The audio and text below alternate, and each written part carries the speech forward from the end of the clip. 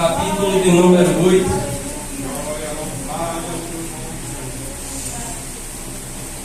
Mateus, capítulo de número 8.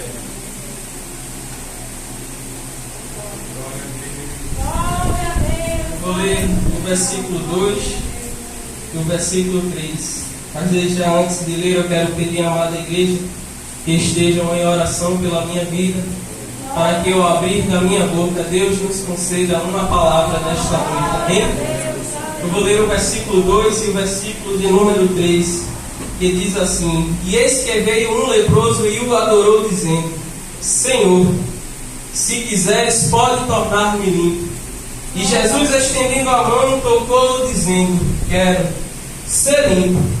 E logo ficou purificado da lepra. Senhor, amada igreja, pode dizer amém? Amém. Meus queridos e amados irmãos, estamos diante de uma passagem bíblica bastante conhecida pela igreja do Senhor, na qual fala justamente de um milagre que Jesus concede a este leproso. E o livro de Mateus, portanto, antes de entrar nesta passagem, eu quero comentar um pouco sobre o livro de Mateus. E o livro de Mateus, portanto, ele entra aí dentro dos grupos de livros na Bíblia chamados os Evangelhos.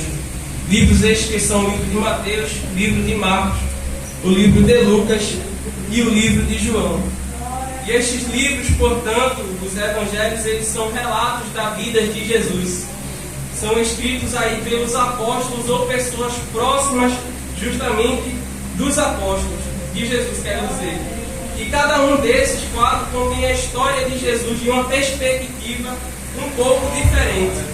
E os Evangelhos, portanto, eles nos mostram quem é Jesus e por que ele é importante.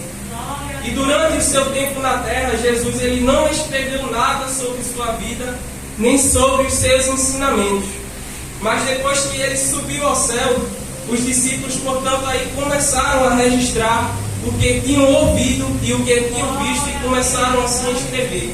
E foram assim justamente que surgiram os 4 evangelhos.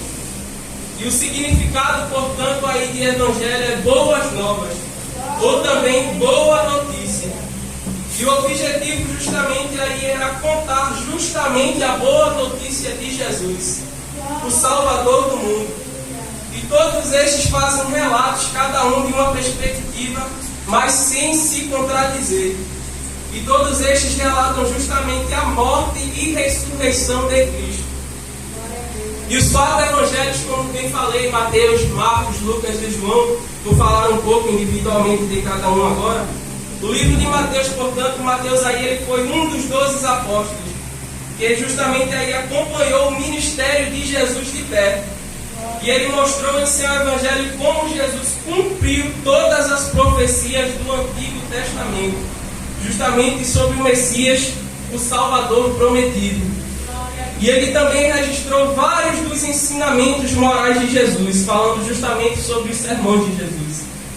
E o livro de Marcos, o segundo livro, Marcos ele foi um companheiro dos apóstolos Pedro e Paulo. E sendo assim, é provável que tudo que ele escreveu foi que ouviu de Pedro. E o evangelho, portanto, de Marcos aí ele foca principalmente nas ações de Jesus e seu poder para realizar milagres. Depois temos o livro de Lucas. Lucas ele era um médico, amigo de Paulo.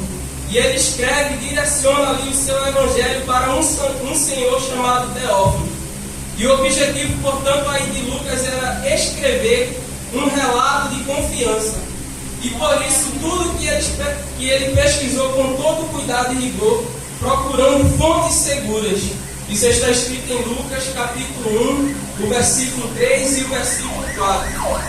E o Evangelho de Lucas, portanto, contém vários detalhes sobre a família e as origens de Jesus. E temos, por fim, o livro de João. O livro de João, portanto, João aí ele foi outro apóstolo e um dos amigos mais próximos de Jesus. Aleluia. Seu evangelho ele torna-se um pouco diferente dos outros 3, porque justamente ele aí conta outras partes da vida de Jesus e talvez sendo assim menos conhecida. Por exemplo, tem alguns milagres relatados em João que não são relatados nos outros evangelhos. A exemplo do milagre em que Jesus transforma a água em vinho. Louvado seja o nome do Senhor Jesus. E João escreve justamente aí o seu evangelho com o objetivo de ajudar as pessoas a crerem em Jesus. Isso está escrito lá em João, capítulo de número 20 e o versículo de número 31. E aqui neste momento onde lemos a palavra do Senhor em Mateus capítulo 8, do versículo 1 ao 3, justamente esse texto aqui ele é citado também em Marcos no capítulo 1, do versículo 40 ao 45, e também é citado em Lucas 5, do 12 ao 14. E a passagem aqui, portanto, ela relata mais um dos milagres de Jesus. E como disse a sua palavra, Jesus ele ali desce do monte após dar os seus sermões. E quando ele desce ali do monte, diz a palavra do Senhor, como lemos aqui, que veio um leproso ao seu encontro. E o leproso indo ao encontro de Jesus, diz a palavra do Senhor que ele se prostra e o adora. Aleluia, louvado seja o nome do Senhor Jesus. E depois de se prostrar e adorar o Senhor, ele disse assim: Senhor, se tu quiseres, tu pode me tornar limpo. Aleluia, louvado seja o nome do Senhor Jesus. E diz a palavra do Senhor que Jesus estende a mão e toca naquele homem e disse assim: olha, eu quero, seja limpo. E na mesma hora o homem foi purificado da lepra. Glória ao nome de Jesus. Aleluia. E mesmo passando por aquela situação complicada, por aquela situação difícil, aquele homem tomou uma atitude, a atitude esta que me chamou muita atenção, que foi justamente a atitude de adorar e se prostrar diante de Deus. E ele tinha uma enfermidade, justamente enfermidade esta que era a lepra. E esta lepra justamente é uma doença infecciosa crônica, causada pela bactéria Mycobacterium leprae, ou conhecida também como doença de Hansen ou hanseníase. E ela causa aí o aparecimento de manchas esbranquiçadas, também causa alteração dos nervos periféricos, o que diminui justamente aí a sensibilidade da pessoa ao dor, a toque e a calor. E sensibilidade esta justamente pela inflamação dos nervos. Mas, e nas situações ainda mais graves, ela causa a paralisia completa dos braços ou das pernas. Também, ainda assim, essa doença ela causa lesões nos olhos, podendo causar a cegueira, a dormência e também causar a pele ressecada e também inchaços na região. E justamente aqui, quando eu estava lendo nessa passagem, aqui em Mateus 8, do versículo 1 ao 3, o Espírito Santo me direcionou aqui com uma palavra que chamou justamente a minha atenção a esta atitude que este homem tomou.